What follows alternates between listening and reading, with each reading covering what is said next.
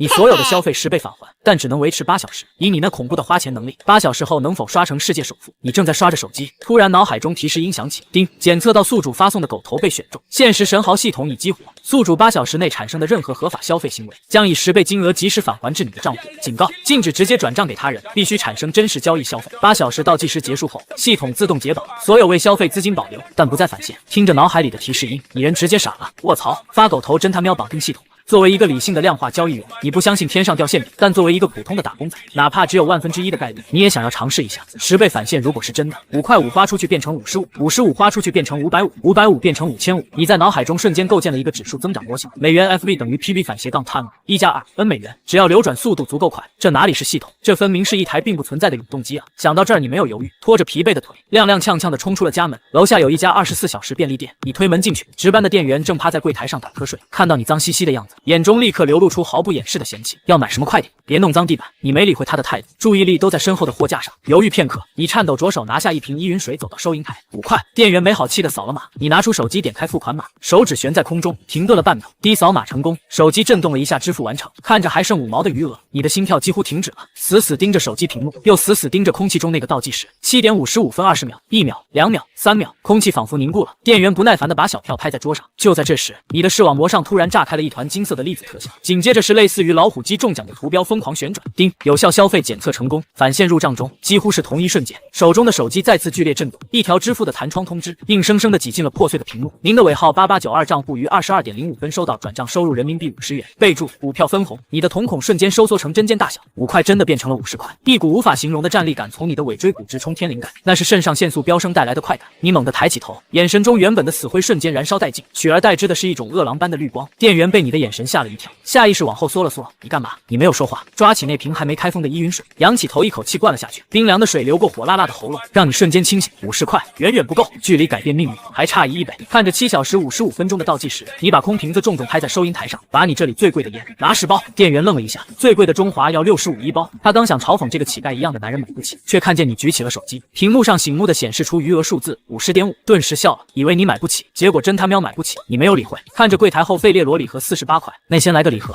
3秒后，视网膜上的金色数字再次跳动，有效消费48，返现480，手机震动，余额482.5。你的嘴角终于控制不住的扬起了一个弧度，这个弧度越来越大，最后变成了一个狰狞的笑容。从5块到50块用了1分钟，从50块到480块用了30秒，本金翻了近100倍，只用了不到2分钟。这就是复利，这就是资本的雪球啊！老板，你再次开口，这一次你的声音沉稳有力，透着一股不容置疑的威压。尽管你还穿着那身脏兮兮的衣服，先给我拿10盒48块的巧克力，分开扫码一次1盒。店员虽然觉得这人是个神经病，但送上门的生意不做白不做。行，1盒1扫是吧？低消费48，返现480，余额914.5。低消费48，返现480，余额1346.5。伴随着扫码枪单调的低声，你眼前的金色数字开始疯狂刷屏，那种美妙的声音，简直就是世界上最动听的交响乐。短短2分钟，收银台上堆满了10盒巧克力，而你的手机余额已经从最初的5.5元暴涨到了4800元。店员看着你手机上不断弹出的到账提示，眼神从鄙夷变成了疑惑，最后变成了震惊。哥，你这是？你没有理他，看着手里这4000多块钱，眉头却皱了起来。太慢了，这种几百块的便利店消费受限于商品单价和扫码速度，效率太低，你需要更贵的商品，更快的交易方式。看了一眼倒计时7点48分30秒，时间在流逝，每一秒流逝的不是时间，是几百万几千万的潜在财富。你一把抓起柜台上的那一堆巧克力，直接塞进怀里，这是必须要做的拿货动作，确立交易完成。接着转身往外走，把目光锁定了马路对面那家还亮着灯的24小时手机数码城，那里有单价几千甚至上万的电子产品，那才是这一阶段最完美的刷钱工具。推开了商场厚重的玻璃门，你径直走向了1楼最显眼的那个苹果店。玻璃柜台里陈列着最新款的手机、电脑和手表。欢迎光临！一个名叫小丽的女导购迎了上来，但当她看清你那双沾满泥巴的运动鞋和还在滴水的衣角时，脸上原本职业化的笑容瞬间僵硬，脚步也顿住。他下意识地用手扇了扇鼻子前的空气，仿佛闻到了什么异味。先生，我们这里不能充电，也不能避雨。小丽的声音变得冷淡。出门左转有个地下通道，那里宽敞。你没有生气。在华尔街做交易员的那几年，你见过比这更露骨的势利眼。在这个世界上，尊严是明码标价的商品。你径直走到配件区，指着货架上一副白色的无线降噪耳机，这个多少钱？小丽翻了个白眼，抱着手臂没动。AirPods Max 3999。先生，那是展示机，可别乱摸。我要了。你掏出手机，点开付款码，动作行云流水，没有任何多余的废话。小丽愣了一下，似乎没听清金，你说什么？我说我要了。你把手机屏幕对到他面前，扫码。小丽狐疑的看着你，又看了看那碎得像蜘蛛网一样的手机屏幕，她心想这大概是个偷了家里钱出来装阔的疯子，或者是个想要闹事的主。先说好，拆封不退。小丽嘟囔着，慢吞吞的从柜台下拿出一盒新的。低支付成功，3999。你手机震动了一下，余额瞬间缩水到几百块，但下一秒，只有你能看见的视网膜界面上，金色的粒子狂舞，那个巨大的倍率转盘再次出现，指针疯狂旋转，最后狠狠地定格在10这个数字上。有效消费3999，您的账户于22:25收到转账收入39990元，备注离岸技术服务费。你看着余额变成了4万加，嘴角勾起一抹冰冷的弧度，这才是真正的赚钱速度，比在便利店刷巧克力快了整整1个量级。给您装起来。小丽的态度稍微缓和了一点，但也仅限于此。她转身准备去拿包装袋，不用装了。你的声音在她身后响起，平静的令人心悸。把你们店里最高配的 MacBook Pro 拿2台，要现货。小丽猛地转身，瞪大了眼睛看着你，最高配的 Pro 要25000一台，2台就是5万。少废话，我时间宝贵，你刚才计算过，旗舰店的扫码结算流程平均耗时45秒，如果一件一件买，8小时内撑死能刷几千万。要想达到那个足以买下整座楼的目标，就必须提高单笔成交额。可是5万块需要主管授权才能开票，叫主管滚过来。你的声音不大，但兜里有钱的气场，让小丽下意识地缩了缩脖子。她慌乱地按下了对讲机。1分钟后，一个穿着西装、打着发蜡的男主管走了过来。先生，我是这里的经理，您确定要2台顶配？经理上下打量着你，眼神同样充满了怀疑。你懒得解释，现在最缺的就是时间。7点35分15秒，倒计时像一把悬在头顶的达摩克利斯之剑。我不只要2台。你环视了一圈店铺，指了指柜台里那一排排崭新的手机，那边的 iPhone 17 Pro Max 1TB 版本的有多少库存？经理愣住了，大概有30台吧，全都要了。死一般的寂静，整个店里的空气仿佛都凝固了。周围几个正在看手机的顾客都停下了动作，像看外星人一样看着你。我全都要了。经理听完，声音瞬间变了调。先生，这可是一笔30-40万的大单子，您不是在开玩笑吧？我们这里不支持赊账，也不支持分期付款审核，我只刷卡扫码。你面无表情，但我有个条件。什么条件？我要分批付。你的大脑在飞速计算着资金的回流速度。第一笔先刷2台电脑，付完款后再刷10台手机，然后再刷剩下的。动作要快，我赶时间。你现在的本金只有4万，买不起全部库存，但你可以利用系统的即时返现机制，用第一笔的返利去支付第2笔，以此类推。这就是空手套白狼的极致，高频回转交易。经理虽然觉得这个要求很怪，但送上门的业绩没理由不要。他招手叫来2个店员去备货。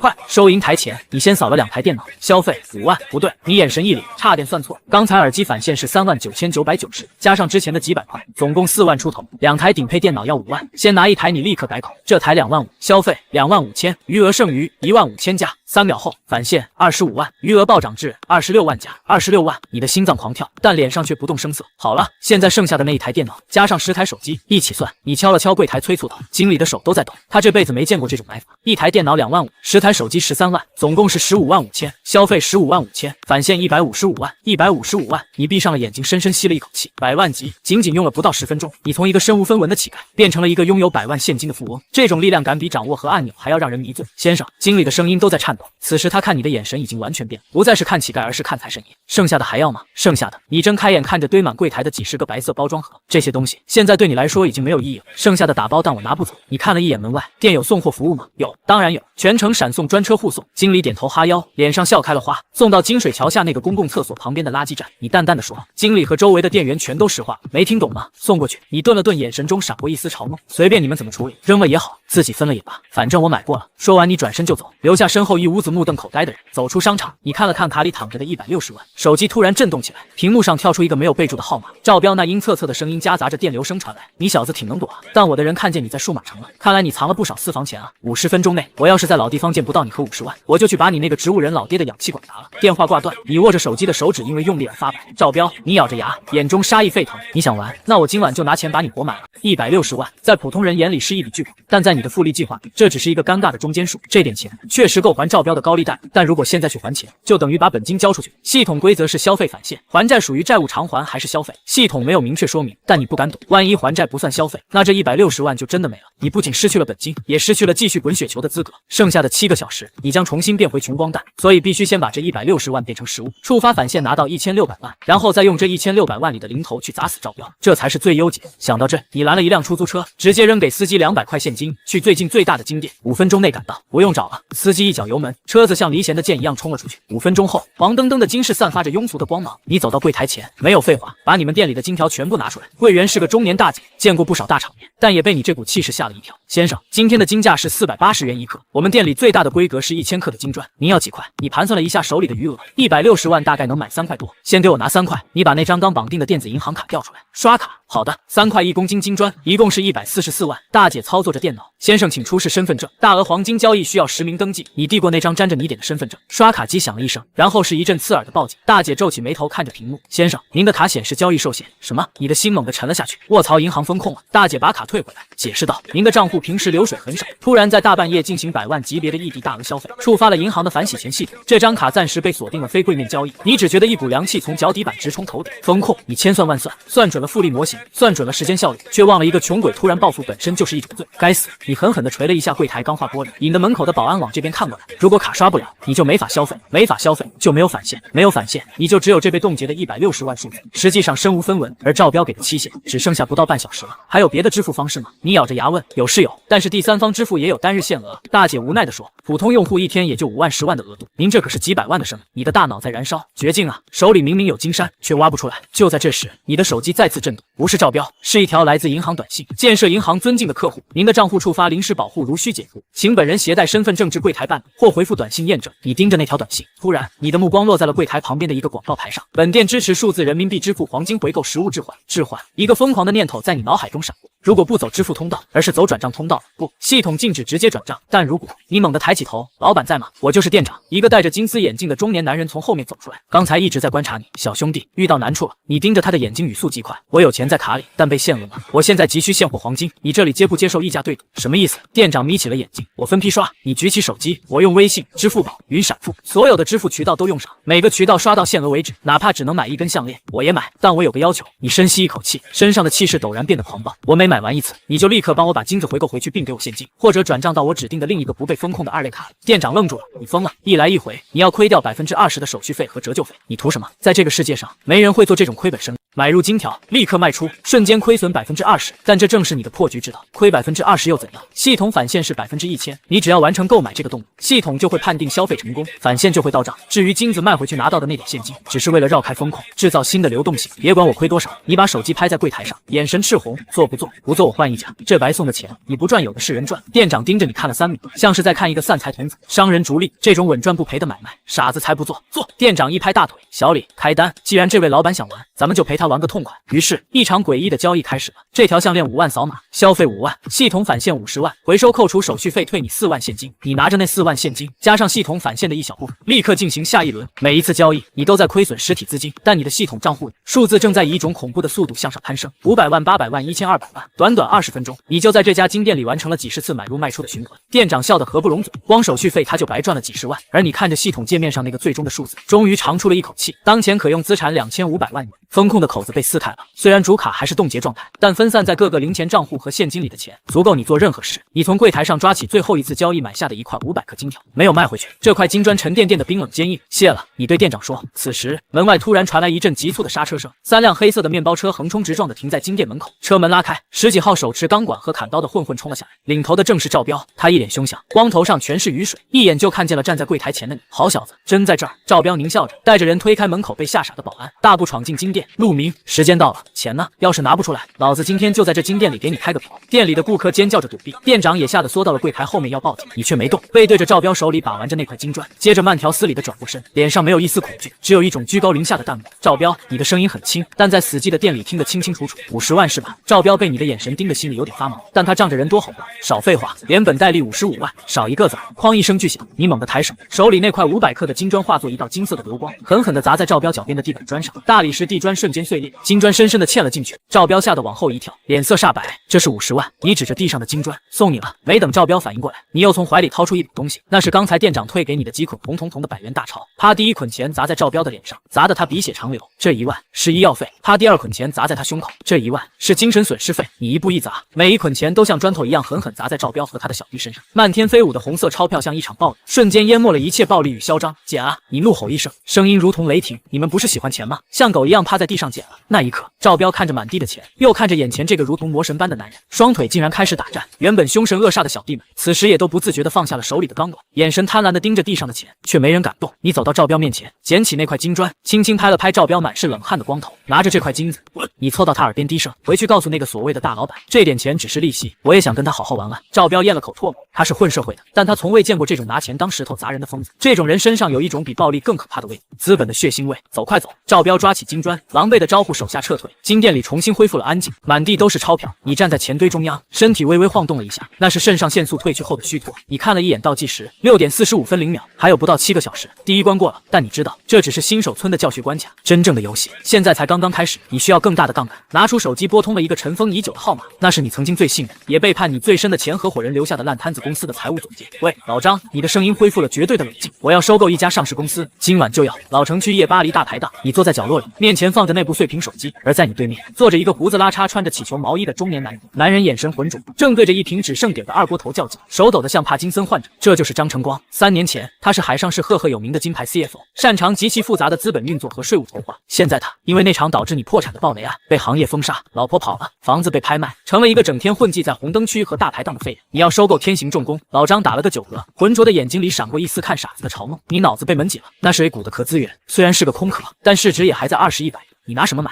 拿你那条命！你没说话，只是把手机推了过去，亮出余额。老张漫不经心地扫了一眼，刚想嘲笑，突然整个人像被电击了一样僵住。他揉了揉眼睛，凑近了看，再揉了揉，嘴巴一点点张大，足以塞进一个鸡蛋。卧槽，2500万！老张的声音瞬间清醒了一半，他猛地抬头，死死盯着你。你哪来的钱？那个跑路的王八蛋把钱还你了？不可能，他还在这个星球上吗？这钱干净。你收回手机，声音平静，但对于那个计划来说，这只是零钱。老张深吸一口气，抓起酒瓶灌了一大口，试图压惊。我要让这笔钱像流水一样花出去，没有任何阻碍。老张沉默了，他看着你，仿佛看见了3年前那个在华尔街意气风发的金融天才又回来了。不，比那时候更可怕。那时候的你眼里有光，现在的你眼里只有黑洞。如果你拒绝，这10万块现金归你，算我请你喝酒。你从脚边的黑色塑料袋里掏出一捆钱，扔在桌上。如果你同意，你身体前倾，压低声音如恶魔低语。今晚过后，海上市的金融圈，你会是那个制定规则的人。老张盯着那捆钱，又盯着你。良久，他狠狠地把酒瓶摔在地上，玻璃渣四溅。反正老子现在也是个废人。老张红着眼吼道：“干了！你说吧，第一枪打哪？”你嘴角微扬，站起身，去把你的破毛衣脱了。我们去买车。买车！老张愣住了。你不是要收购公司吗？买车干什么？代步？不。你整理了一下衣领，看着远处雨幕中若隐若现的豪车展厅灯光，是为了生产现金流。海上市国际赛车场超跑豪车会。当你和换了一身得体西装的老张走进大厅时，负责接待的销售总监微微皱眉。你身上的那股泥腥味虽然淡了，但那种亡命徒的气质与这里的奢华格格不入。但在验资确认了那实打实的2500万后，总监的脸笑成了一朵菊花。先生，欢迎光临。今晚您想看点什么？我们刚到了一台布加迪卡人，落地价3200万。如果您有兴趣。太便宜了。你打断了他。总监噎住了。3000多万的车太便宜了。你站在2楼的护栏边，俯瞰着整个展厅。你的视网膜上，每一辆车都不再是车，而是一个个带激活的返现包。现在手里有2500万，买一辆2500万的车，返现2亿5千万，然后用这些钱买下整个展厅。你指着展厅中央舞台上那辆被聚光灯笼罩的银灰色跑车，科尼塞格湾，对吧？总监眼睛一亮，先生好眼力，这是镇店之宝，全球限量6台，售价2600万。不过这辆车因为是收藏级，需要加价提车，落地大概要2800万，但你手里只有2560万。老张，你回头。老张立刻会意，虽然他手心全是汗，但还是拿出了当年谈判专家的架势，推了推鼻梁上的眼镜，2500万。如果不卖，我们就去隔壁的法拉利中心把他们的库存清空。总监脸色一变，清空法拉利库存，这口气太大了。但看着你那双毫无波动的眼睛，他竟然不敢怀疑。这我需要请示老板，1分钟。你看表，我只等你1分钟。总监擦着汗跑去打电话。老张凑过来低声，你疯了？花光所有钱买一辆车，买了车之后呢？这车又不能立马变现，流动性极差。我们不是要凑6个亿吗？谁说我要变现？你看着楼下的神车冷笑，我只要买这个动作。30秒后，总监跑回来，老板同意了，2500万现在全款立马过户，刷卡。你递出卡。这一次因为有了老张刚才在路上通过人脉进行的紧急公关和分散转账，资金渠道暂时畅通，消费成功。你的心脏再次提到了嗓子眼，这是最大的一笔赌注。如果系统在这一刻判定购买汽车属于资产置换，不属于消费，或者卡在这个金额上，空气凝固了1秒，那熟悉的金色轮盘再次出现。这一次的光芒甚至刺痛了你的视神经。巨额消费达成，触发暴击奖励，1000%返现入账中。手机在口袋里疯狂震动，像是要炸开一样。你拿出手机，看到那条刚刚弹出的银行短信，您的离岸信托账户转入人民币2亿5千万元，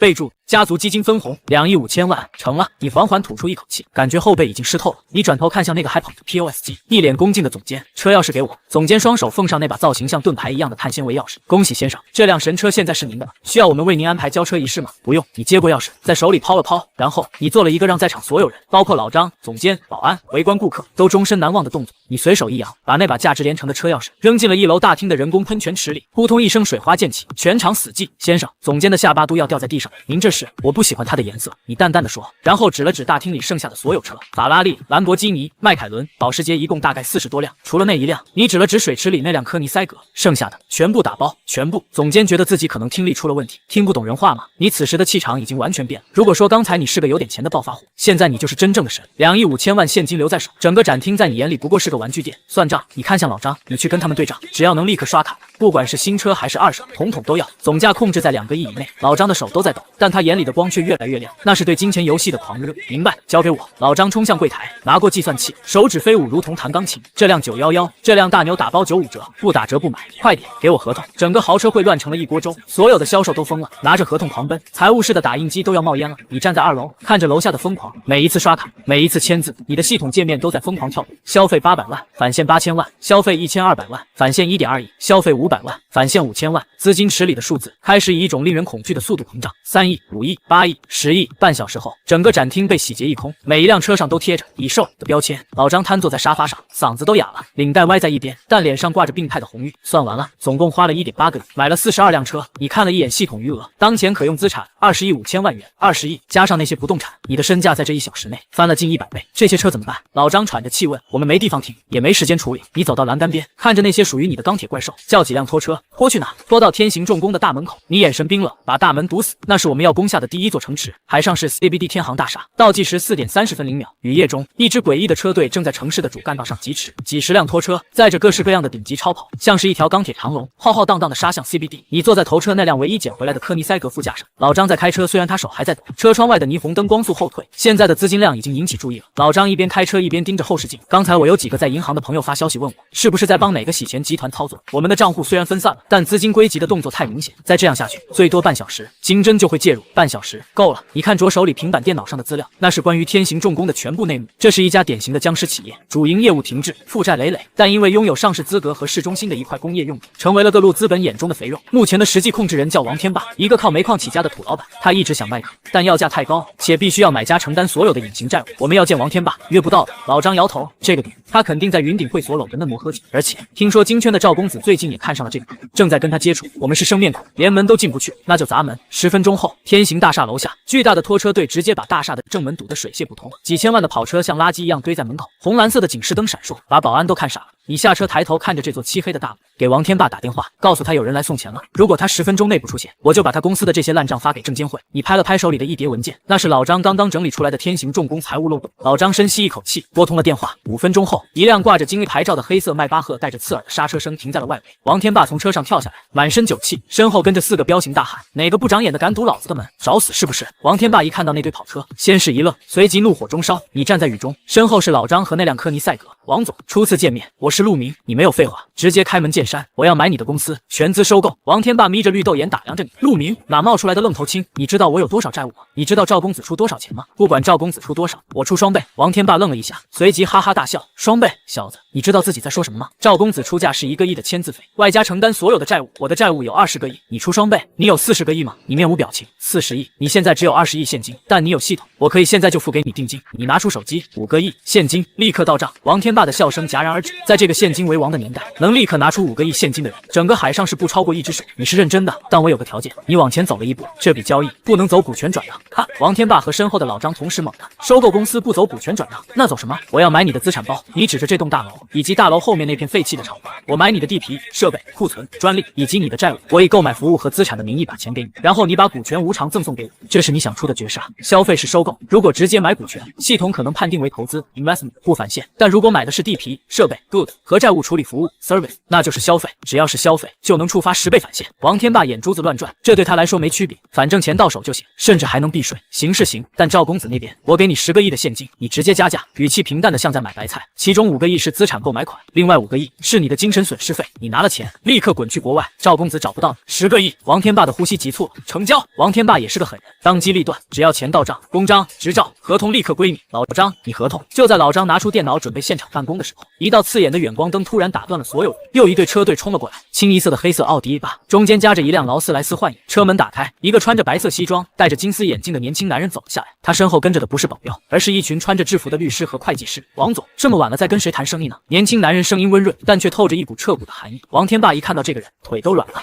赵公子。赵无极看都没看王天霸一眼，径直走到你面前，他比你高半个头，居高临下的看着这个满身泥点和雨水的你。前量化交易员3天前刚刚破产。赵公子推了推眼镜，竟然准确的说出了了你的底细。我想知道你是用什么手段，在短短4小时内搞到了这20亿的资金。你瞳孔微缩，这个人很危险。赵无极代表的是真正的老钱家族，他们的情报网无孔不入，这跟你无关。你冷冷地说，确实无关，因为不管你有多少钱，这家公司你买不走。赵无极打了个响指，身后的律师递上一份文件。10分钟前，我已经通过债权人会议冻结了天行重工的所有资产。王天霸现在没有资格卖任何东西给你，这里的每一块砖、每一张纸都在法院的保全查封范围内。绝杀不仅是资金的博弈，更是权力的碾压。只要资产被冻结，无法交易，你就无法消费，无法消费就无法返现，无法返现，这20亿就是你的终点。王天霸吓得缩在一边不敢说话，老张也是脸色惨白。麻烦了，司法冻结是硬伤，解冻至少要3个月，我们没有时间。你看着赵无极那张高高在上的脸，赵无极在笑，那种猫捉老鼠的戏谑笑容。先生，看来你的游戏结束了，不过我对你的资金来源很感兴趣，如果你愿意做我的狗，我可以考虑帮你还那50万的高利贷。你突然笑了，笑得肩膀颤抖。赵公子，你很懂法律。你抬起头，眼神中燃烧着疯狂的火焰，但你不懂金钱的本质。你转身看向天行大厦，老张，这家公司的债务总额是多少？22亿。好，你点点头，然后看向赵无极，你说资产被冻结了，不能买卖，那替人还债算不算买卖？赵无极皱眉，你举起手机对着天空，仿佛在对那个看不见的系统对话。系统，听好了，我要购买一项服务，这项服务叫企业信誉恢复服务，具体的执行方式是，我替天行重工全额偿还所有债务。我不是买公司，我是做慈善。全场哗然，赵无极的表情终于崩了。你疯了？你替他还22亿，你1分钱资产都拿不到，你是白送钱。在这个世界上，没人会做这种事，替别人还债，自己什么都得不到，这就是纯粹的扔钱。但在你的眼里，这正是系统规则的极限漏洞。消费等于支出且不求回报，如果不求股权，单纯还债，这就是一种最高级的消费行为，是购买了信誉这个无形资产。系统判定中，视网膜上的红字在剧烈闪烁，显然连系统都被这个宿主的疯狂逻辑搞宕机了。你在赌系统的底层逻辑是促进资金流动，而不是商业获利。1秒、2秒，空气仿佛要爆炸。滴，判定通过。行为性质：购买企业信誉重组服务，无形资产类消费，金额22亿元。你毫不犹豫按下指令，支付成功。刚才积攒的20亿现金，加上几千万的零头，瞬间清空，余额归零。赵无极看着手机上弹出的债权人解除冻结通知，整个人都傻了。他从未见过这种打法，自杀式袭击，你图什么？赵无极喃喃自语。就在这时，你的身上爆发出了前所未有的金色光芒，那光芒之盛，甚至盖过了大厦的探照灯。史诗级消费达成，触发隐藏成就救世主，倍率提升至2000%，返现入账440亿元。440亿，你缓缓睁开眼，感受着那一串足以买下半个海上市的数字在脑海中激荡。你走到已经彻底石化的赵无极面前，轻轻帮他整理了一下领带。赵公子，你的声音轻柔，却如同惊雷。刚才那22亿，算我请你的。现在这家公司没有债务，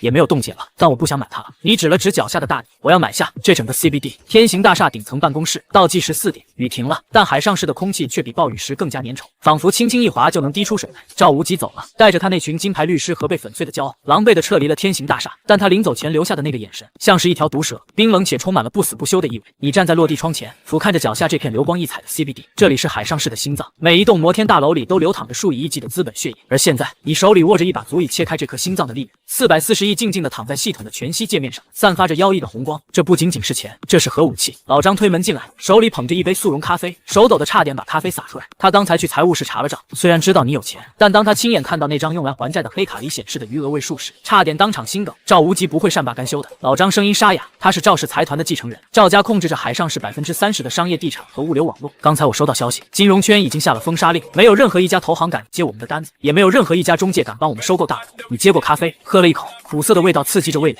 封杀令，你笑了，笑得轻蔑。在这个世界上，没有撬不开的墙角，只有不够锋利的锄头。你把咖啡杯放在昂贵的红木办公桌上，指了指窗外巨大的 LED 广告屏幕，那是天行大厦外墙的巨幕，正对着整个 CBD 广场。老张，我要发个招聘广告，招聘，现在去哪招？猎头公司都不敢接电话，不需要猎头。你眼神狂热，我要向全城招聘，就在这块屏幕上，用最大的字体，最亮的光。内容写什么？你想了想，说出了那句后来被载入金融史册的疯话：招聘临时操盘手，要求懂怎么花钱，时薪100万，现结。老张手里的咖啡终于还是洒了。100万时薪，你是要招巴菲特吗？我要招狼。你整理了一下衣领，赵家能封杀投行，但他能封杀人性吗？我要组建一支只认钱不认人的雇佣军。今晚我要发动一场人民战争。倒计时3点45分0秒 ，CBD 中心，原本深夜冷清的广场，此刻却像炸了锅一样。天行大厦那块几百平米的巨型 LED 屏幕突然亮起，没有任何花哨的设计，只有黑底白字，鲜血淋漓的粗体，时薪100万，来天行大厦顶楼，带上你的脑子和贪婪。这一行字像是一颗深水炸弹，瞬间引爆了整个城市的焦虑与可望。刚下班的社畜，在这个城市打拼的白领，怀才不遇的金融民工，甚至是在路边摊吃宵夜的落魄交易员，所有人都抬起了头。起初是怀疑，紧接着有人看见一个穿着拖鞋的程序员冲进了大厦。10分钟后，那人提着一个黑色塑料袋走了出来，当街打开，里面是整整100万现金。人群疯了，短短15分钟，天行大厦的1楼大厅被挤爆了，警方不得不出动维持秩序。但面对这种赤裸裸的金钱诱惑，警戒线形同虚设。顶层会议室，这里已经被改造成了一个临时的作战指挥室，几十台服务器被搬了进来，无数根网线像蜘蛛网一样爬满地面。你坐在主座上，面前坐着30个人，这是从几千人里筛选出来的精英，他们中有被华尔街辞退的量化天才，有黑客，有精算师，甚至还有一个刚刚出狱的诈骗犯。他们唯一的共同点就是眼神里那种饿狼般的绿光。废话不多说，你指了指身后的大屏幕，上面是一张海上市 CBD 的详细地图，每一个区块都被标上了价格。我这里有440亿现金，你把那张黑卡扔在桌子中央，发出清脆的响声，全场响起一片吞咽口水的声音。你们的任务只有一个，花光它。你站起来，双手撑在桌子上，像个正在布道的头子。我要买下 CBD 所有的流动性，记住，我不买楼，太慢。我要买债，买期权，买使用权。我要你们在1小时内把赵氏财团旗下所有上市公司的流通股买断，把他们商场里所有的库存买空，把他们酒店以后10年的房间全部订满，只要是能扫码的、能刷卡的、能签合同的，统统给我买下来。那个刚出狱的诈骗犯举起了手，声音颤抖：“老板，这算恶意收购吗？这叫饱和式消费。”你冷冷地看着他，出了事我顶着赚了钱你们拿，现在哪怕是买空气，只要有发票我都认。行动！伴随着你的一声令下，这支由亡命徒组成的金融雇佣军开始疯狂运转，键盘的敲击声密集成一片暴雨。这里是 A 组锁定赵氏百货的线上商城，正在清空所有 SKU， 预计消费2亿。B 组报告已联系上赵氏地产的3大债权人，正在洽谈打包收购20亿的不良资产包。C 组正在通过 OTA 平台预定全城5星级酒店未来1年的总统套房，预计消费5亿。你坐在指挥台前，看着系统界面上的数字开始疯狂跳动，支出2亿元返现20亿元，支出5亿元返现50亿元。资金池里的水位不仅没有下降，反而像海啸一样越涨越高，400亿、600亿、800亿。你感觉到鼻腔里涌出一股温热的液体，大脑在高强度的运算和极度的兴奋下，毛细血管开始破裂。但你不在乎，看着屏幕上那个被红色标记包围的赵氏集团大厦，那是赵无极的老巢。赵公子，你擦掉鼻血，露出一口森白的牙齿，封杀我！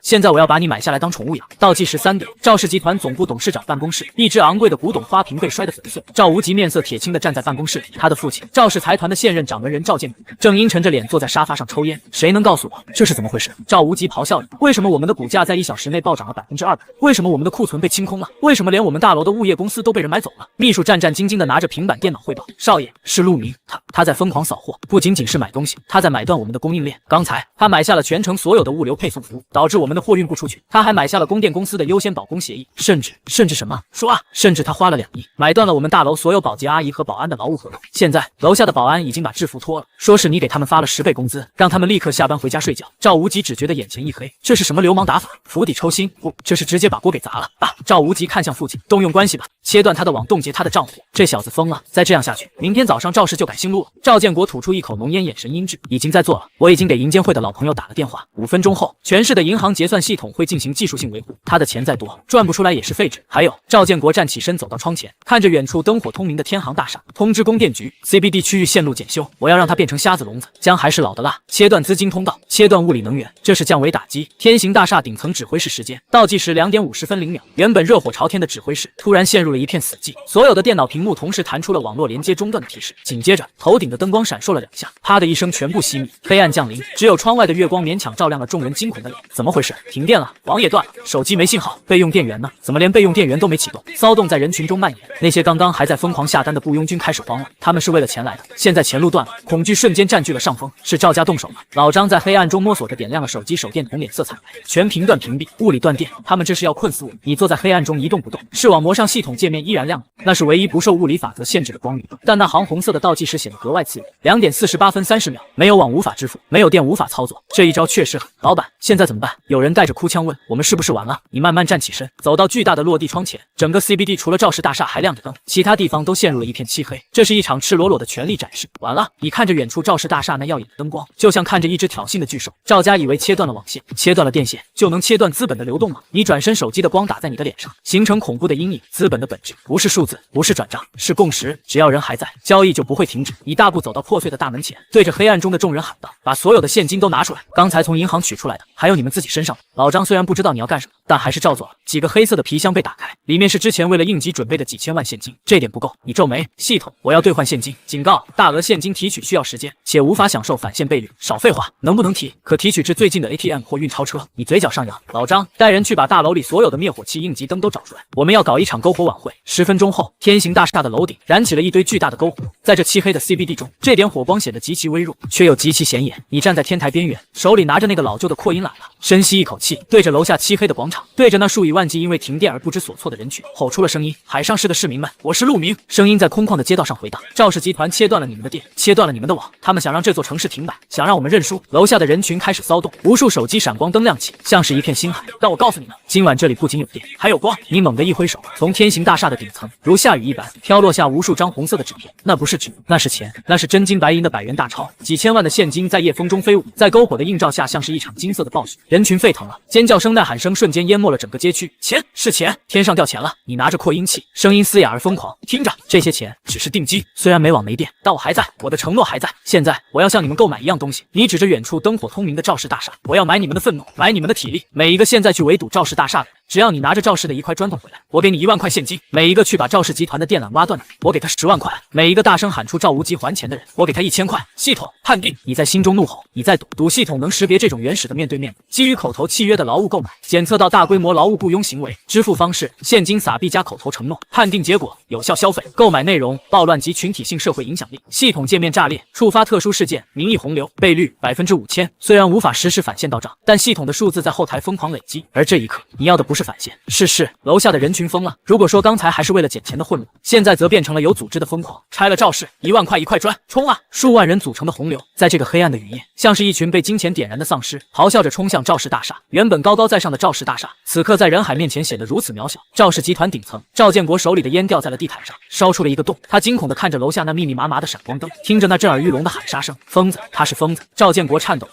他竟然用现金煽动暴乱，他不想活了吗？赵无极更是瘫软在地，他切断了网络，以为你是笼中困兽，但他忘了，在没有网络之前，人类最古老的交易方式就是赏金猎人。你站在天台边缘，看着那条由愤怒和贪婪组成的火龙吞噬向赵氏大厦，风吹乱你的头发，你张开双臂，仿佛在拥抱这混乱的世界。赵公子，你轻声说道，这就叫有钱能使鬼推磨。忽然，系统的提示音再次响起，这次不是返现提示，而是一个黑色的带着骷髅标志的警告框。警告：宿主行为已严重干扰现实世界社会秩序，引发因果率反噬风险90%。系统修正程序启动，倒计时加速，当前时间流速 x2。你猛地低头看表，原本正常的秒针突然开始疯狂转圈。2点30分0秒，2点29分58秒，2点29分50秒，2倍速流逝，意味着你剩下的2分半小时，实际上只剩下1小时15分钟，连时间都要针对我们。你咬破了嘴唇，鲜血溢出，那就来吧，在1小时内，我要让这个世界彻底翻天覆地。天行大厦顶层天台，倒计时2点29分0秒，时间流速 x2 加速中，风变大了，夹杂着钞票的红色纸雨还在下，但你的身体却因为剧烈的寒意而颤抖。你死死盯着视网膜右上角那个疯狂跳动的倒计时，数字的跳动频率快得几乎拉出了残影。平常的1秒，现在只剩下0.5秒，这意味着你原本以为还充裕的2个半小时，在物理感知上只剩下1个小时出头，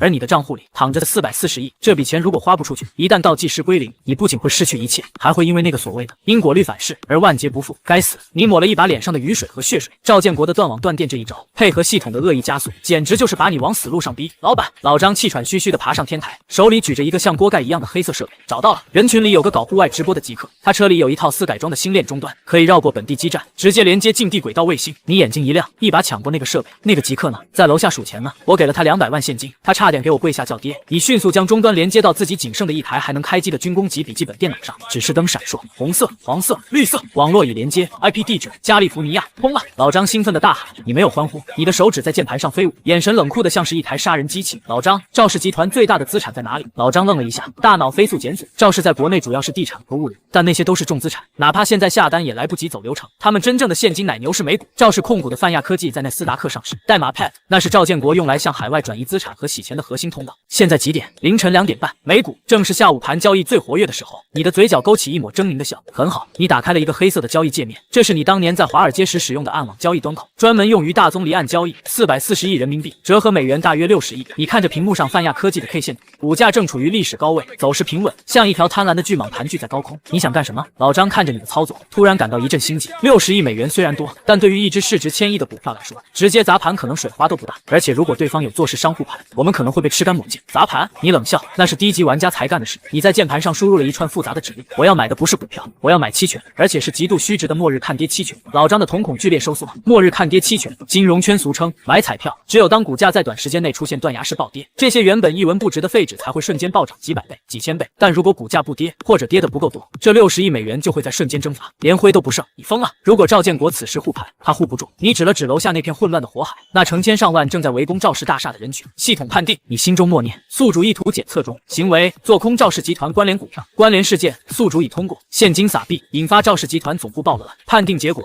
这是一场立体战争，物理打击配合金融做空，有效消费确认。你深吸一口气，手指悬在回车键上，440亿全部梭哈。赵公子，既然你喜欢玩阴的，那我就让你看看什么叫降维打击。纽约华尔街某对冲基金交易室时间，美东时间下午13点30分，原本昏昏欲睡的午后交易时段，突然被一阵刺耳的警报声打破。见鬼，那是什么？一名资深交易员指着屏幕尖叫起来。大屏幕上，泛亚科技的期权池突然涌入了天量的卖单，不是卖单，是有人在疯狂扫货所有的看跌期权，不管价格多少，不管溢价多少，只要有人卖，就有人买。60亿美元的资金流来自开曼群岛的匿名账户，这是谁？这是要在10分钟内买下整个期权池吗？他在赌泛亚科技会在收盘前破产吗？这简直是送钱！就在华尔街的精英们嘲笑这个人傻钱多的时候，一条突发新闻弹窗，瞬间让整个交易大厅陷入了死寂。突发新闻：中国海上市赵氏集团总部遭遇大规模骚乱，大楼被不明身份人群围攻，电力切断，疑似爆发严重财务危机。配图是赵氏大厦在黑暗中被火光包围，无数人挥舞着钞票和砖头，场面如同末日。这则新闻是你那个100万时薪雇佣军里的黑客小组通过海外服务器同步推送到彭博终端上。恐慌，最纯粹的恐慌。原本还在嘲笑的交易员们脸色瞬间惨白，快抛售泛亚科技的证据，消息是真的，赵氏的老巢被端了，这只股票要归零了，跑啊 ！K 线图上那根原本平稳的红线，突然像断了线的风筝，垂直向下坠落，500分号、1000分号、3000分号熔断，恢复交易，继续暴跌，负50%。而在你的账户里，那些原本只值几美分的废纸期权，正在以几何级数增值，10倍、50倍、100倍。天行大厦天台上，你看着屏幕上那根代表赵氏财富的绿色巨阴线，放声大笑，笑声被狂风撕扯，显得格外凄厉。消费金额440亿元，系统检测到金融杠杆效应，本次消费产生毁灭性后果。倍率计算中，基础倍率1000x，毁灭加成200%。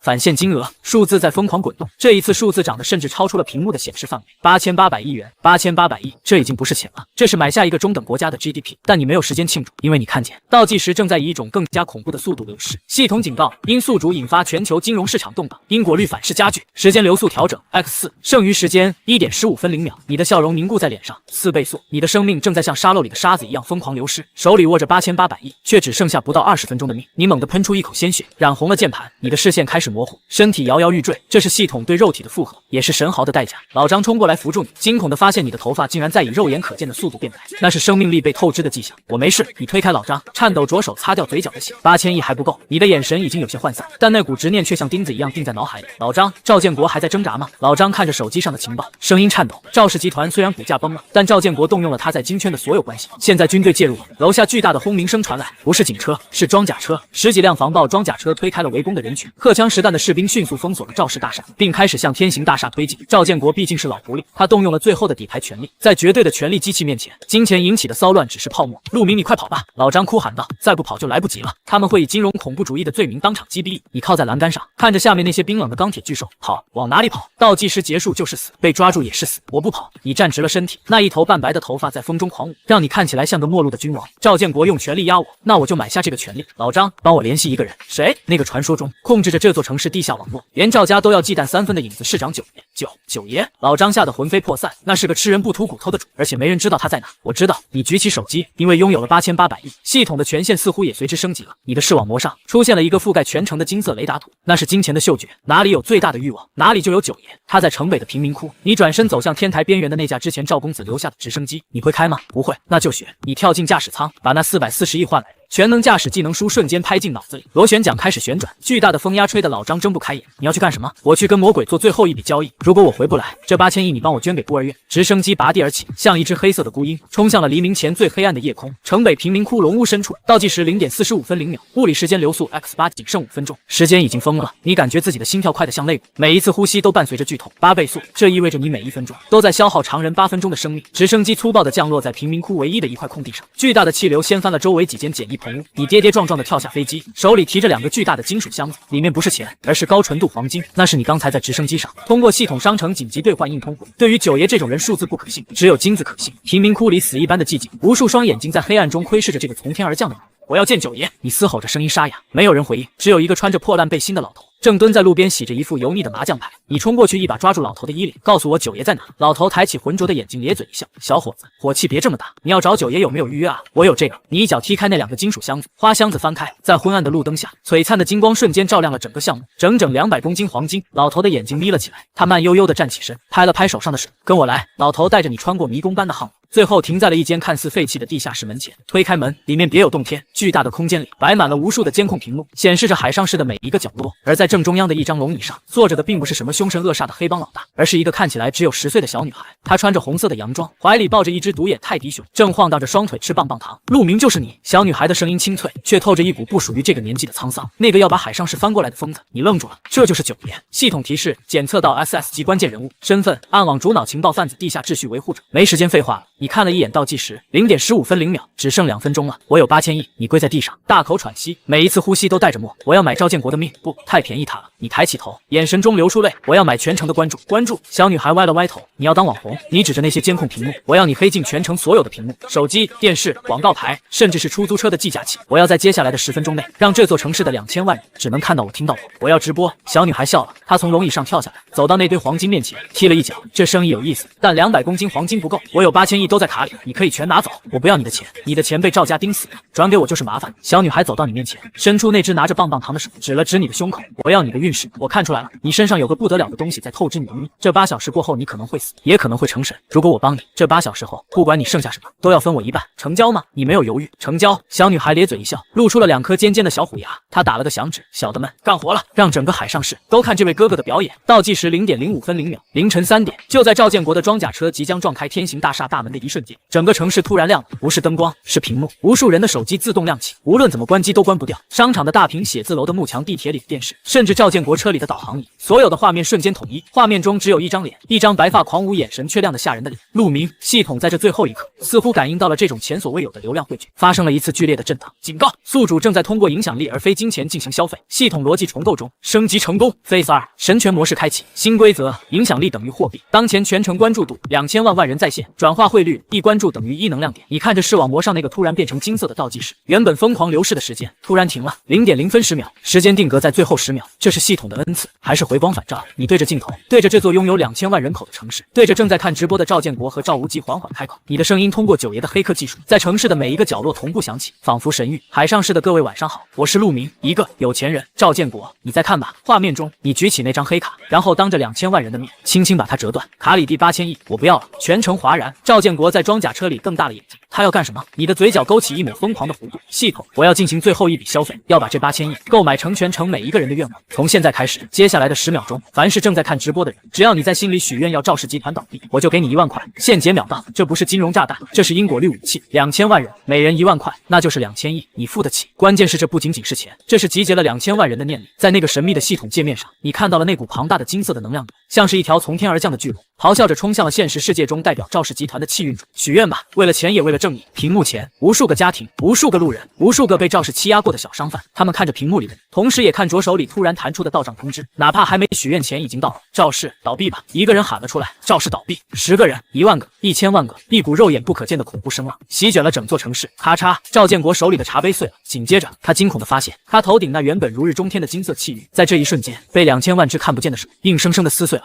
不可能！赵建国捂着胸口，一口老血喷了出来。系统提示：史诗级愿望达成，赵氏集团气运已清零，因果律生效，赵氏集团所有核心证据链已自动发送至最高级。赵建国突发脑溢血，赵无极车祸。画面中，你看着那一切的发生，露出了疲惫而满足的微笑。最后的1秒，0点0分01秒，时间到了，你闭上了眼睛，身体向后倒去，在那漫天的金色光点中，你仿佛听见那个冷冰冰的系统声音，第一次带上了一丝情绪。恭喜宿主通关，未知地底深处特级收容病房时间。系统倒计时结束后24小时，你感觉自己像是漂浮在一片白色的死海里，身体轻得像羽毛，又重得像灌了铅，没有声音，没有痛觉，甚至感觉不到四肢的存在。心率恢复正常，脑波活跃度异常高，数值爆表。那个东西还在脑子里吗？无法检测，但在昨晚那场全程直播后，你的大脑皮层出现了一种无法解释的晶体化病变，就像是过在烧毁后的电路板。模糊的对话声传来，你猛地睁开眼，刺眼的无影灯让你瞬间流出生理性的泪水。你下意识的想抬手挡光，却听到一阵金属碰撞的脆响，当当！你的手腕、脚踝甚至脖颈都被厚重的合金镣铐锁死在手术台上，周围是一圈穿着全封闭生化防护服的人，手里拿着各种不知名的仪器，正像看外星生物一样盯着你。醒了，目标苏醒，注射镇静剂，快！有人惊恐的大喊。你试图挣扎，却发现体内空空荡荡，那种曾经充盈全身，仿佛能掌控一切的金色能量消失得无影无踪。系统，你在心里默念，一片死寂，没有那熟悉的机械音，没有红色的倒计时，没有疯狂跳动的余额数字，视网膜上一片干干净净，就像那个系统从来没有存在过。幻觉吗？你自嘲地扯了扯嘴角，难道那疯狂的8小时，那440亿，那2000万人的愿望，都只是濒死前的一场大梦？就在镇静剂的针头即将刺入你脖梗的一瞬间，一道微弱的电流声在你脑海深处响起，不像之前的机械音那么冰冷，这次的声音带着一种电流不稳定的沙哑，像是老旧收音机的底噪。系统重启完成 V2.0 正式版结算报告已生成，你的瞳孔猛地收缩，不是梦。宿主陆明，当前状态：肉体极度透支基因所解锁1级，上一轮游戏战绩 S 级完美通关，当前资产余额 0.00。看着那个刺眼的0，你愣住了，没钱了，那8000亿呢？说明上一轮游戏为新手体验期，所有资金均为体验金，游戏结束后体验金清零，但宿主购买的资产与因果予以保留。当前持有资产：1海上市 CBD 全境，地契股权债权状态，司法冻结中；2赵氏集团残骸，气运已吞噬状态，等待接收；3 2000万市民的信仰锚点状态，潜伏期。警告：宿主已失去新手保护，当前面临威胁等级 SS 级，国家机器影视家族跨国资本。新任务发布，活下去。你笑了，笑声在死寂的手术室里显得格外刺耳。那些医生被笑得毛骨悚然，拿着针头的手都在抖。他疯了吗？你停止了大笑，眼神穿过无影灯，似乎看向了虚空中的某个存在。原来如此，新手村出来了，装备没收了，但给了一身的神装属性，然后把它扔进了满级怪堆里，这才是真正的游戏。别费劲了，你开口声音沙哑，但透着一股令人心悸的威压。那种药剂对我没用。为首的一个老教授愣了一下，随即沉声道：“你知道这里是哪吗？你是导致海上市昨晚瘫痪的罪魁祸首。我们现在怀疑你携带某种高科技生化脑物，配合一点，对你有好处。罪魁祸首。”你微微转动被锁住的脖子，眼神戏谑：“你们应该感谢我，是我帮这个国家清除了赵氏这颗毒瘤，那是法律的事，不是你煽动暴乱的理由。”老教授怒吼：“你知道昨晚有多少人因为你受伤吗？你知道经济损失有多少吗？8000亿，整整8000亿的坏账，全球股市都在熔断，那是旧世界的阵痛。你闭上眼，感受着体内虽然微弱但正在缓慢复苏的力量。我想跟你们的最高长官谈谈，你没资格。”轰！整个地下基地突然剧烈震动了一下，头顶的无影灯摇晃，灰尘扑簌簌的落下。警报！基地外围遭到不明武装力量入侵，第一道防线已突破，对方持有重型火力。那是赵家的私兵，不对，是雇佣军。手术室里乱作一团，你却睁开了眼，眼中闪过一丝金芒。你知道是谁来了？在上一轮游戏最后时刻买下的那个东西，不仅仅是赵建国的命，你还顺手买了一支军队。昨晚直播时，你在暗网上发布了一个悬赏，谁能把我从特级监狱里捞出来，赏金100亿，先付10亿定金。那10亿定金是你用最后一点体验金支付的，而剩下的90亿就要靠你现在的本事去赚了。看来我的保镖到了。你猛地发力，经过系统强化的身体素质爆发，那足以困住大象的合金手铐竟然被你硬生生崩断了连接轴。在所有医生惊恐的尖叫声中，你坐了起来，活动了一下僵硬的手腕，原本瘦弱的躯体此刻布满了流线型的肌肉线条，皮肤下隐隐有金色的光流转。把衣服给我。你指了指旁边架子上的病号服。老教授吓得瘫坐在地上，哆哆嗦嗦地指着大门：“你出不去的，外面全是特警，我不需要出去。”你穿上宽大的条纹病号服，走到手术室的监控探头前，对着探头露出了一个标志性的微笑，就像昨晚在全程直播时一样。各位大佬，我知道你们在看。你的声音平静。赵氏倒了，这块肥肉你们谁都想吃，但你们吃不下，因为赵氏所有的核心资产都在我名下，没有我的指纹和虹膜，那就是一堆废纸。现在我有2个提议：杀了我，8000亿资产永远锁死，全球金融海啸继续，大家一起死。第二，你伸出2根手指跟我合作，给我自由，给我身份，我帮你们重建秩序。监控那头，京城某间会议室里，几位肩扛将星的老人死死盯着屏幕里的这个年轻人，沉默良久。坐在首位的老人掐灭了烟头，撤回特警，让他出来。这个时代，也许真的需要一个疯子。海上市原赵氏集团总部大楼，时间：系统重启后48小时。这座曾经代表着海上市最高权力的摩天大楼，此刻满目疮痍，外墙的玻璃幕墙在2天前的暴乱中碎了大半，大厅里还残留着被火烧过的焦黑痕迹。但今天这里却停满了挂着各种特权牌照的豪车，精锐8、军牌、领事馆的黑牌，甚至还有几辆没有任何标志的黑色防弹车，那是代表着真正影视家族的作假。因为今天你要在这里举行一场前所未有的资产拍卖会。顶层宴会厅虽然窗户透风，地毯也被掀翻了，但没有人敢抱怨。数百位掌控着这个国家经济命脉的大佬，此刻都乖乖地坐在临时的折叠椅上，等待着那个男人的出现。你穿着一件借来的黑色西装，头发已经从全白恢复成了灰白色，随意地扎在脑后。你坐在主席台上，手里没有拍卖锤，只有一把从废墟里捡来的铁锤。各位，你敲了敲铁锤，清脆的声音让嘈杂的现场瞬间安静。欢迎来到0号大厦，我是这里的新房东陆明。台下无数道目光如刀子般射向你，有贪婪，有仇恨，也有审视。赵无极虽然车祸重伤，但赵家的旁系代表还在。一个穿着唐装的中年人站了起来：“陆明，别装神弄鬼了。官方虽然暂时放了你，但你身上背着巨额债务。赵氏的资产虽然在你名下，但那是负资产，银行都在催债，你拿什么还？拿你的命吗？”你看了他一眼，系统扫描赵家旁系赵四海，资产评估30亿，欲望值90，赵四爷是吧？你淡淡一笑：“谁说我要还债了？”全场哗然。欠债还钱天经地义，你不还债，银行立刻就能申请破产清算，把这些资产拍卖，那就让他们卖好了。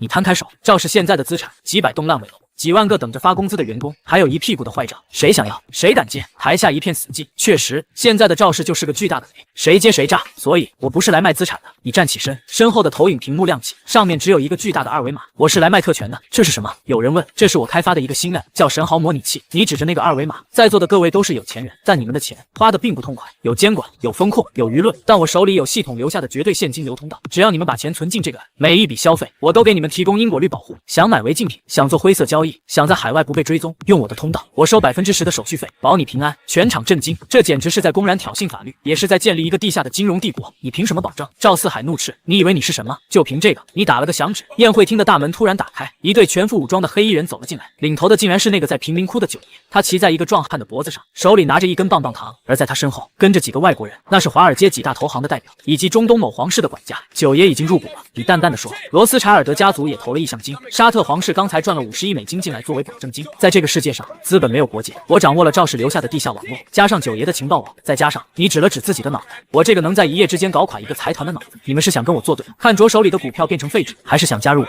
一起瓜分这个新世界？沉默，死一般的沉默，直到那个一直没说话的金圈老人站了起来。他穿着朴素的中山装，但这身衣服代表的分量比在场所有名牌加起来都重。陆明，老人开口了，声音洪亮，你的胆子很大，但国家不会允许一个不受控的地下央行存在。我知道。你看着老人，眼神清澈，所以我还有第二个产品。屏幕切换，出现了一张张触目惊心的照片，那是贫民窟、烂尾楼、看不起病的穷人，收纳10%的手续费，我不拿1分钱。你语出惊人，一半归国家作为特别税，另一半成立神豪慈善基金，专门用于解决赵氏留下的烂摊子，给工人发工资，盖完烂尾楼，我在帮国家维稳，我在帮富人赎罪，我在帮穷人活命。你直视着老人的眼睛，一字一顿，这就是我的共同富裕方案。您觉得这个交易划算吗？老人的眼中闪过一丝金光，这小子不仅是个疯子，还是个天才政治家。他把黑的、白的、灰的全部捆绑在了一起，形成了一个无法解开的利益共同体。良久，老人缓缓伸出手，拿出手机，那个 app 怎么下载？这一句话就像是发令枪。赵四海面如死灰，瘫软在椅子上。他知道赵家彻底完了，而其他的富豪们争先恐后的拿出了手机，对着屏幕扫码，生怕慢了一步就被踢出这个新的利益圈层。你看着台下疯狂的人群，嘴角依旧挂着那抹淡淡的微笑，但你放在背后的手却在微微颤抖，冷汗浸透了后背。系统提示：危机解除，宿主已成功建立现实锚点，神豪模拟器已上线，当前用户数108人，资金池注入500亿元价，解锁 Face 3新功能，欲望具象化。你松了一口气，赌赢了，用空手套白狼套住了一群狼。这时九爷跳到了主席台上，凑到你耳边，用只有2个人能听到的声音说道：大哥哥，你骗了他们，那个 app 根本没有什么因果率保护，那只是个普通的离岸账户外壳。你低头看着他，眼神深邃，只要他们相信我，那就是有，这就是金融的本质，信心。而且你摸了摸口袋里那只一直带在身边的录音笔，真正的因果率很快就要来了。什么意思？九爷眨巴着眼睛，你以为系统为什么叫悖论？你看向窗外，那里乌云密布，似乎又一场暴雨即将来临。因为钱本身就是个悖论，越花越多，越省越少。而我现在是这个悖论的管理员。突然，宴会厅的大门再次被推开，一个意想不到的人走了进来，一身白衣，满身绷带，坐在轮椅上。赵无极，他没死，但他看着你的眼神不再是仇恨，而是一种诡异的狂热。陆明，赵无极声音嘶哑，带我一个，我知道那个系统的秘密。你以为你是宿主？不，你只是第108号培养皿。你的瞳孔猛地一锁，系统界面突然弹出一个红色的感叹号，警告：检测到叛逃者接触，触发隐藏主线诸神之战，对方身份上一代系统宿主失败者。你看着赵无极，原来如此，这个世界不止一个挂逼，而赵无极是那个玩脱了的前辈。欢迎你，举起铁锤指着赵无极，入场费你那半条命。系统重启后50小时，地下金库厚重的防爆门缓缓合上，隔绝了外界所有的喧嚣。这里曾经堆满了赵建国搜刮来的明脂民膏、金条、古董、外币、现钞，但现在这里空空荡荡，只剩下正中央的一张巨大圆桌，以及几台闪烁着蓝光的服务器终端。你坐在圆桌的主位，手里把玩着那枚已经被你捏变形的铁锤，在你的对面是坐在轮椅上的赵无极，以及趴在桌子上玩弄着一把勃朗宁手枪的九爷。这是一种诡异的组合，一个新晋的神豪疯子，一个前朝的废太子，一个地下的情报女王。说吧，你把铁锤放在桌上，发出一声沉闷的声响。关于诸神之战，还有那个所谓的第108号培养皿。赵无极费力地调整了一下坐姿，身上的绷带渗出点点血迹，他的眼神不再像以前那样高傲，而是透着一种看透生死的死寂。你真的以为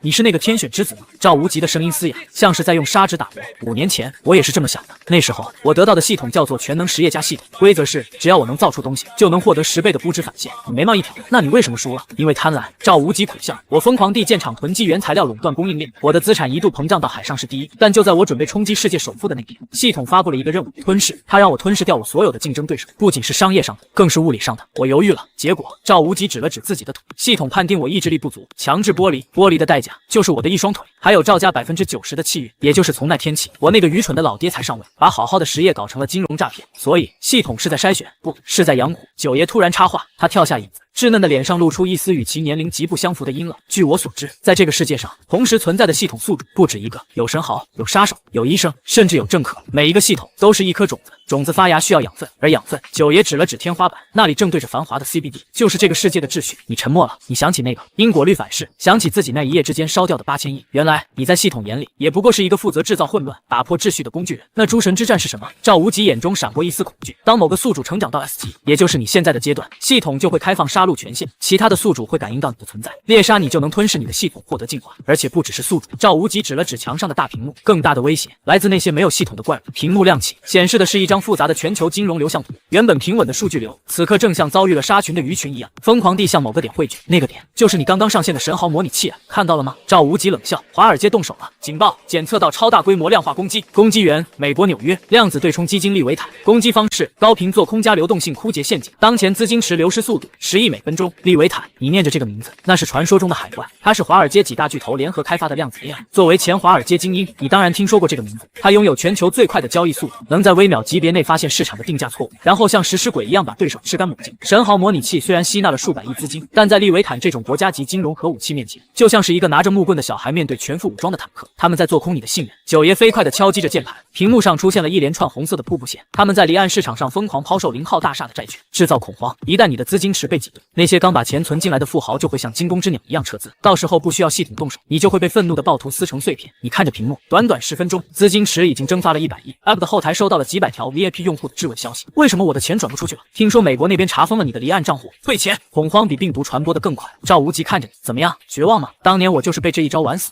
实业再强，在金融资本的降维打击面前，也不过是待宰的猪。你没有说话，闭上眼进入了系统界面。Phase 3能力，欲望具象化已就绪，当前可用能量影响力1800万点。赵无极，你睁开眼，瞳孔深处仿佛燃烧着金色的火焰。你输，是因为你只会在规则内玩游戏，而我，你站起身，身上的气势陡然爆发，竟然让九爷手里的枪都差点掉在地上。我最擅长的就是掀桌子。九爷，给我连线利维坦的控制端。九爷愣住了，那是量子加密的内网，连不进去的，不需要进去，只要连通语音频道就行。你冷笑，我要跟那帮华尔街的老吸血鬼通个电话。5分钟后，一个经过层层加密的电话线路被强行接通，电话那头传来一个傲慢的波士顿口音的英语男声 Who is this？ 我是陆明，听着，我知道你们在做空我，我也知道你们想要什么，不就是钱吗？钱。对方笑了，笑声中充满了不屑。Mr. Lu， 你太天真了，我们代表的是全球秩序，你这种不受控的变量必须被抹除。你的资产将在10分钟内归零，是吗？你看了一眼倒计时，欲望具象化启动，目标贪婪，作用范围利维坦基金交易室。那我跟你们赌一把。你的声音突然变得低沉，如同恶魔的低语。我赌你们舍不得让我死。大洋彼岸纽约的一座摩天大楼里，几十名顶尖的操盘手突然感觉背脊发凉，他们惊讶地发现，空气中似乎弥漫着一股黑色的雾气，那是你通过系统将贪婪这种情绪具象化后，跨越半个地球投送过去的精神污染。如果我死了，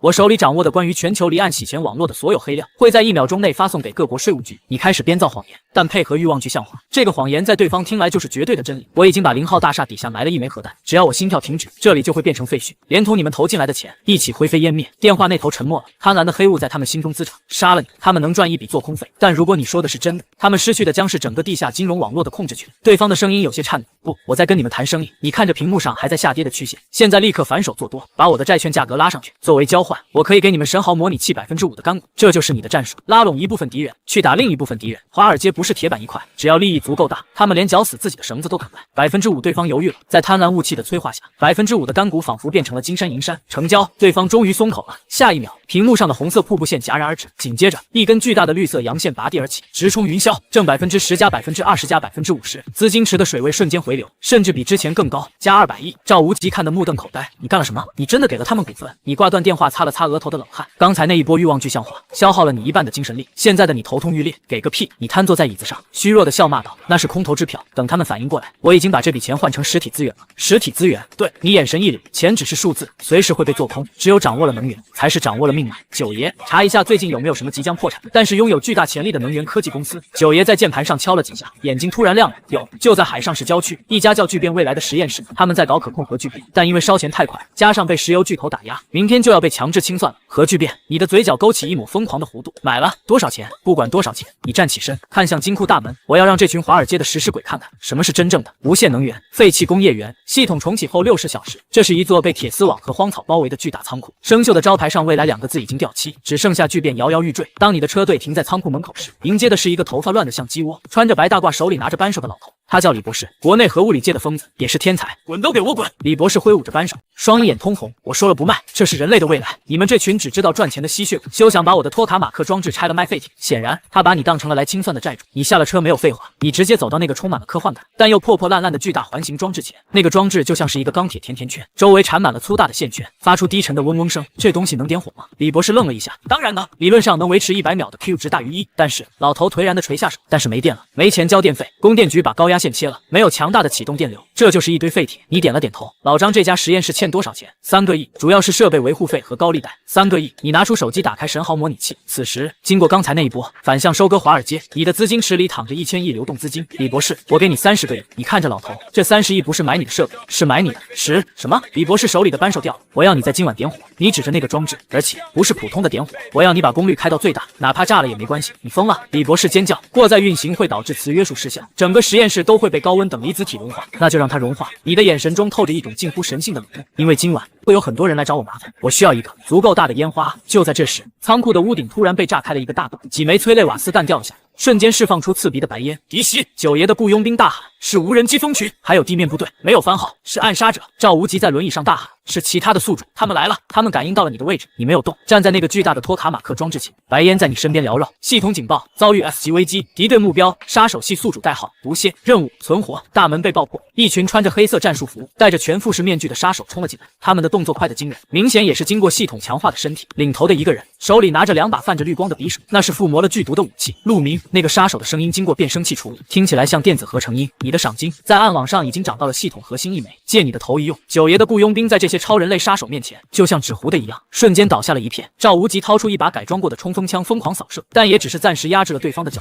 绝境，物理层面的绝境。李博士，你在枪林弹雨中并没有躲避，而是转身吼道：“点火！没电怎么点火啊？”李博士抱着头趴在控制台下哭喊：“我有电！”你猛地撕开自己的衬衫，露出了胸口，在你的胸口位置，不知道什么时候出现了一个金色的漩涡纹身，那是系统能量的具象化出口。Phase 3主动技能能量转化，将金钱影响力直接转化为骄傲，这是你刚刚解锁的隐藏技能。既然金钱是能量，那能量当然也可以是物理能量。系统把那1000亿流动资金全部燃烧。你的双手死死抓住托卡马克装置的超导线圈接口，恐怖的金色电流从你体内爆发而出，顺着手臂疯狂注入那台沉睡的钢铁巨兽。1000亿人民币燃烧殆尽，换来的是1000瓦时的瞬时功率。托卡马克装置瞬间苏醒，那声音不再是嗡嗡声，而是龙吟。巨大的环形真空室里，青铜位素瞬间被加热到1亿摄氏度，一团刺眼的如同太阳般耀眼的等离子体在磁场的约束下疯狂旋转。警告！磁场过载即将爆炸。李博士看着仪表盘上报表的数值，吓得忘记了呼吸。那些冲进来的杀手也愣住，他们感觉到了空气中的温度正在急剧升高，头发开始卷曲，皮肤开始刺痛。这疯子要跟我们要同归于尽！毒蝎惊恐的大喊：“撤，快撤！”晚了，你站在那个人造太阳面前，你的身体已经变成了半透明状，无数金色的粒子在你周身环绕。你现在就是这台机器的核心。你们想要我的系统？你张开双臂拥抱那团烈火，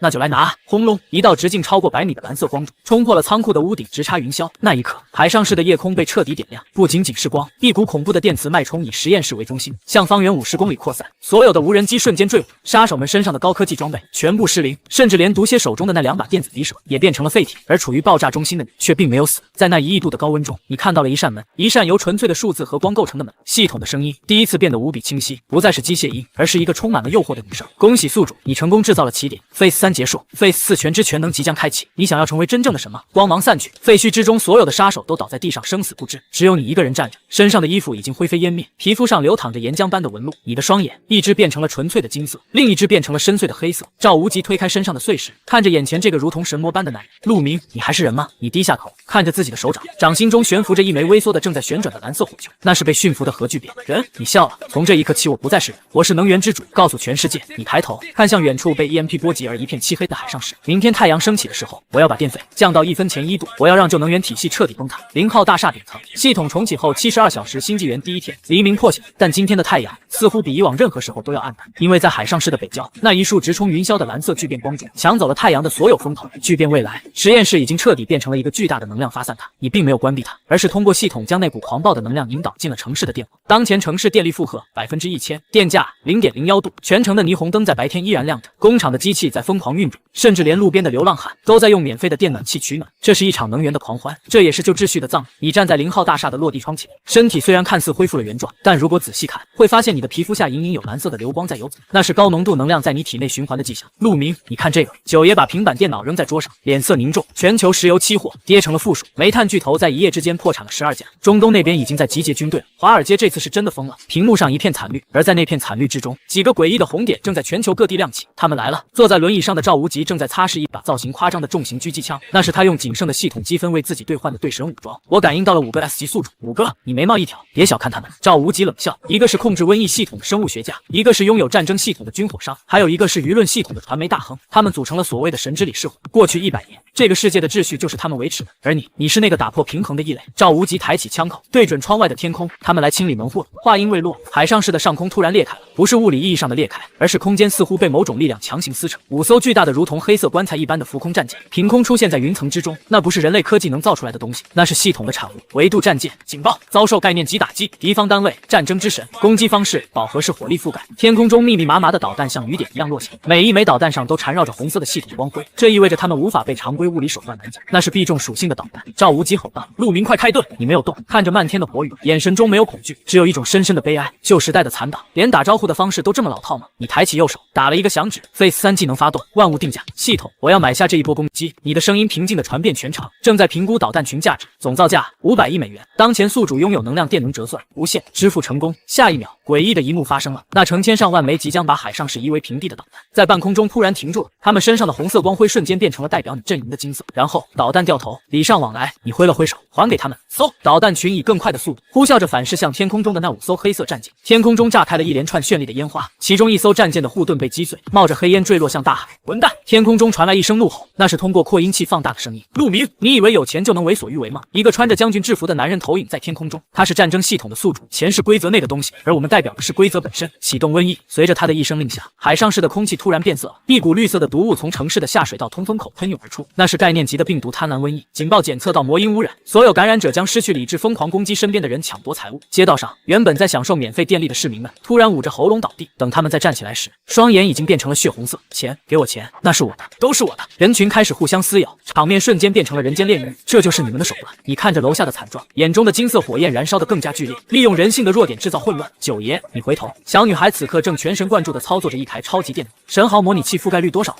全程95%的人都装了。好，你深吸一口气，要动用那张最后的底牌了，那张你在全知全能阶段领悟到的真正神迹。系统开启全民撒币模式，目标全城所有安装了 App 的用户，金额每人1个亿。九爷的手抖了一下，多少？每个人1个亿，2000万人就是2000万亿。你的能量池虽然连着核聚变，但也撑不住这么烧啊！而且给这么多钱，通货膨胀会瞬间摧毁经济体系的。谁说我要给真钱了？你嘴角勾起一抹邪魅的笑。我要给他们的是数字货币，一种只能用来购买解药的货币。指令确认，全程转账开始。滴滴滴！这一刻，无论是在厮打的暴徒，还是在躲藏的平民，所有人的手机同时响起。他们拿出手机，看到了那个令人眩晕的数字1亿元。紧接着，屏幕上弹出一个商品：理智药剂，售价1亿元，功效解除一切负面状态，获得10分钟的圣人模式。这就是你的阳谋。你们用贪婪制造瘟疫，那我就用更大的贪婪去治愈瘟疫。买，我买！所有人在看到那1个亿的瞬间，本能的点击了购买。这不是思考，这是条件反射。一道道金色的光柱从每一个市民的头顶升起，那是系统交易产生的光效。金光驱散了绿色的毒物，那些双眼血红的人群在金光的沐浴下，眼神逐渐恢复清明，甚至变得无比祥和。我这是怎么了？我刚才为什么想抢他的钱？瘟疫解除了，而且因为圣人模式的加持，整个城市陷入了一种诡异的乌托邦式的和谐。小偷把钱包还给了失主，暴徒扔掉了钢管，甚至还有人开始在街头朗诵诗歌。天空中的神之理事会彻底傻眼了，他竟然用通货膨胀对抗瘟疫，这个疯子，他这是在改写人类的底层逻辑。还没完呢，你看着天空，既然你们不想下来，那我就上去。你看向身后的托卡马克装置能量传输管，猛地拔掉了连接城市的电缆，将所有的能量全部引导向自己。庞大的核聚变能量灌入你的肉体，你的身体开始光子化，背后的衣服炸裂，一对完全由蓝色电弧组成的巨大光翼在你身后展开。Phase 4终极形态，光之神，飞行模式开启，你双脚离地，在那对遮天蔽日的光翼煽动下，化作一颗逆流而上的流星，直冲云霄。拦住他，快拦住他！空中的战舰慌乱的开火，